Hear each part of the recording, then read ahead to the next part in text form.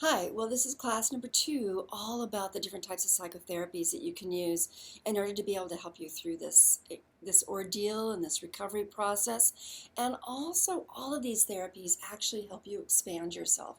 So every bit of work you do now, that's all about your recovery and the previous parts of your life that led up to that, also will help you in your future life. And so you want to make sure that the therapeutic relationship that you have with someone is not only about your recovery process, but about every aspect of your evolution and progress so that you can really embrace life and thrive. Because I want to remind you once again, while you're very complex, you are among the group of people who, once you recover from abuse and trauma, you will actually have almost more tools, more capacity, more understanding, more empathy, more determination, more grit, as we discussed in the previous course, than most people. And as a consequence, you are actually probably more likely to be an influencer and a person who creates change than other individuals that have never gone through anything that complicated their life.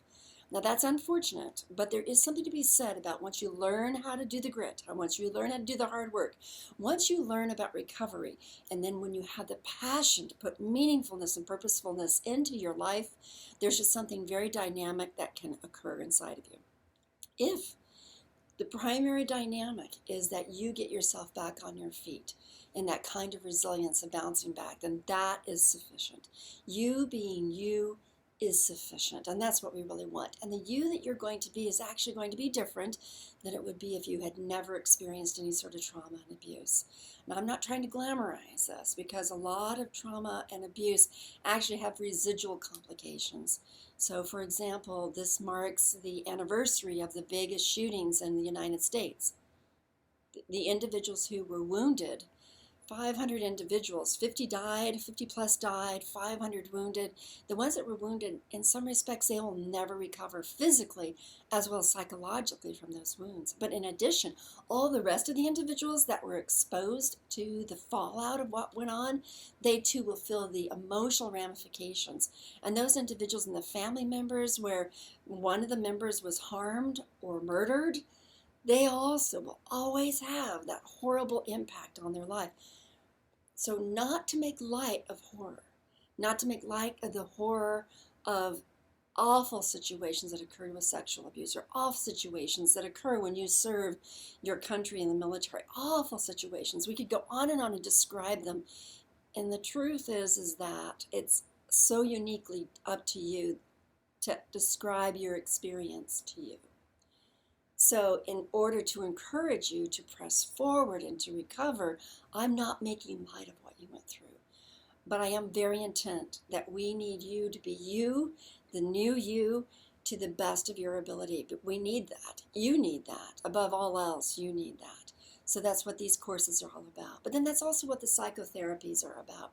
So I'm going to break these psychotherapies into different kind of categories. There'd be all sorts of different ways we could do them. How long they take, how complicated they are, what science they're based on, what type of therapeutic relationship you need to form. But the way I'm going to organize it is this. I'm going to organize it in terms of those types of psychotherapies that are based on being able to recount your story, to experience and recount your story, to explain your story, to have a witness to your story. And we could call those the therapies that are all about the narrative, and they're very, very important. In that same vein, those same types of therapies are very good for reconstructive work or for reintegration work and for the profound relationship that will occur between you and the therapist that you choose. And that profound relationship has to be based on the realization that you are a complex person.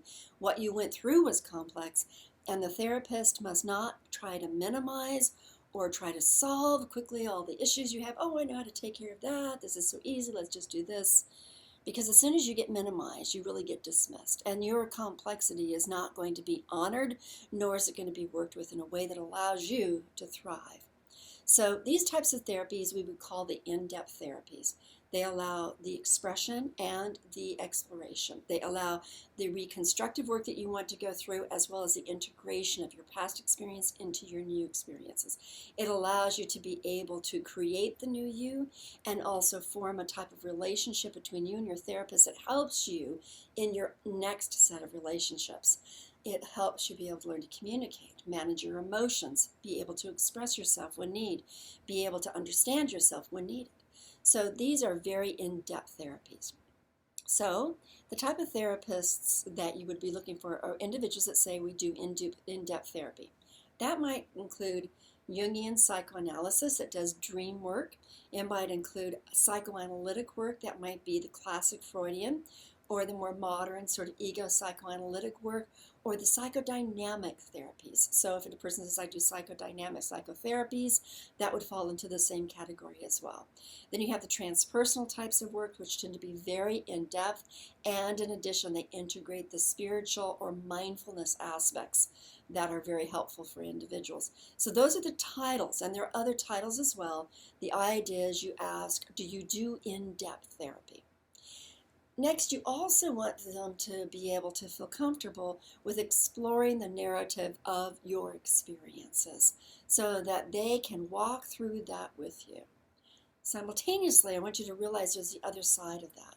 You don't want them to so experience the drive to go through your experience with you to the point of excluding everything else about who you are. So you want the therapeutic relationship to be able to both dive in when it's necessary, to experience, explore, understand, and create a healthy narrative around the realities of what you went through. But you also want the therapy to be able to see you as a much bigger person than those experiences. So you don't want the therapist to just be so beeline focused on that. And that'll be something else you also want to be able to explore with the individuals. Psychoanalytic therapies and psychodynamic therapies tend to have a focus on what sort of experiences you went through as a child and the rest of your timeline as well, so that they understand the structure of your personality, your character, your perspectives on the world, and those perspectives which are not going to help you be able to recover. Then they also try to help you redevelop, restructure, or reconfigure the developmental process that you went through. In that same idea, they also help you be able to reconstruct, redevelop all the personality qualities that you developed, including your perception of reality, your perception of people, and your relationships with yourself and with others, so that you are being redeveloped into a newer perspective of who you are in light of what you factually went through. And it helps you reintegrate what you went through in the process of creating this new person. These type of therapies are also based on the interpersonal process that goes on between you and a therapist. Now, there's several aspects of that interpersonal process. One is you have an interpersonal relationship with the therapist as a person who's on your team, your ally, the person who empathically is there to understand you truthfully and to help you walk through it. But secondly, you also want to know that you're forming a capacity to have a relationship with someone who's benign, on your team, on your side, and can look at things clearly with you as opposed to avoid it or not knowing what to do. So now you have someone that can go into the depths of those experiences. In addition, the relationship you have with your therapist sometimes reflects the relationship you have with yourself and the relationship you have with people in your past, including those who have abused you or traumatized you. And these types of relationships are complicated. So they're based on the ideas, the constructs of transference, countertransference, projection, and projective identification. If you hear your therapist, if you ask your therapist, or you hear your therapist trying to understand your internal world and your relationship with others that are organized inside of you, then you'll understand that your therapist is trying to get you to reconfigure, organize, and look at what type of experience you have of yourself that you are projecting out onto other people that makes it difficult for you to have relationships with people in your current life. When you've experienced abuse and trauma, there is just something inside of you that feels like everybody is potentially suspicious and everybody can be evil and cruel. And so that template that you put on everybody to keep yourself safe, because it's hard to know who would do things. And besides, you know probably better than ever that one person can live an outward life and another person can have an inside the house life and be awful. So this two-phase, double-phase, this hypocrisy, you know that a person may appear to be a certain way, but who are they actually? And so you begin to have this internal relationship with yourself in all relationships based on suspicion, paranoia, if you will, that's a healthy paranoia because it was built on you needing to take care of yourself. But on the other hand, since that suspiciousness and paranoia does not belong to everybody, because there are good people out there and you want your therapist to be one of them, you want to be one of them. So how do you form a relationship with good people if you're always kind of projecting this junk onto other people? And it makes relationships difficult to navigate for sure.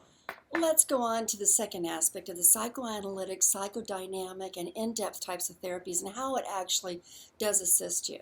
There is a process of being able to reconstruct who you're going to be, your future self, around everything that's gone on. And this reintegrative process becomes the way you look at yourself, reflect on yourself, as well as the way you have different perspectives on what went on. Your complex abusive situations may also need to be reworked as well, because they may have infiltrated into so many aspects of who you are that you don't really even know that part, that chunk of what went on abusively is actually coloring aspects of your understanding of reality over in another respect. And you may take it so matter of fact, it may just have become so much a part of who you are that you don't begin to have that capacity to reconstruct the you that you need to be because you need the perspective of someone else. So you want that type of psychoanalytic, psychodynamic, and in-depth therapy to go deeply into the process of being able to reintegrate what you went through throughout your whole life and to reconstruct the new you that's going to come out on the other side of all of this. So that's why I recommend the in-depth types of psychotherapies. There are individuals who do talk therapy. They call it talk therapy. Talk therapy may be in-depth therapy, absolutely. There's some people that just feel like talking, and having that empathy and that rapport is helpful. And in fact, we know that it actually is. The different types, the client-centered, empathic, existential explorations can be very helpful just in the process of having a dialogue. But I would actually prefer to see you with someone that goes way beyond those type of relationship therapies into being able to not just be humane and wonderful in that regard, which is absolutely core, bottom, essential with every therapeutic relationship, but be able to help you also move into these in-depth approaches about who you are. You are not going to be a shallow, surfaced individual with what you've gone through. But then how are you going to be a person who feels alive and full of your own sensibilities and your own life as opposed to possessed by something that happened to you that was awful? Okay, so that's the first set of therapies, and please know that in the book, Paths to Recovery After Abuse and Trauma, there's a whole chapter about these different types of therapies. It discusses it in different ways as well. You can always call me as well so that we can discuss these sorts of things too, so that you have a perspective on that too. All right, so I hope that helps you be able to research and interview a psychotherapist that in these realms will be well equipped for you. But here's the thing. I actually believe that all of these different types of therapies are very, very helpful through all of these different classes, and that the best approach is to be able to have all these tools available for you so that you can do and benefit from the different types of therapies at different times in your life.